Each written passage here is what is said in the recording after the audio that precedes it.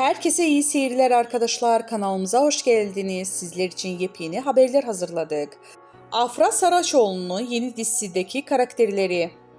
Pera ülkenin en tanınmış fenomenlerinden biri. Dışarıda baktığında kusursuz bir yaşam sürdürüyor gibi görünse de hikayenin ilerledikçe karakterinin özel hayatı ve baskıları ve gerçek kimliklerinden mücadelesi ortaya çıkıyor.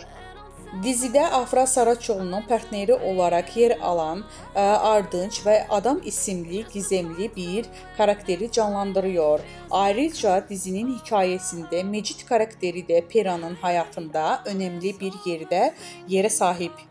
Dizinin çekimleri tamamlandığı ve yayın tarihi kısa süre içinde açıklanması beklendiği bildirildi. Şu ana kadar kesin bir yayın günü duyurulmadı. Ancak dizi Disney'de yayınlanması bekleniyor. Afra Saraçoğlu hayranları en çok merak ettiği konulardan biri de dizideki aşk hikayesi olduğu belirlendi.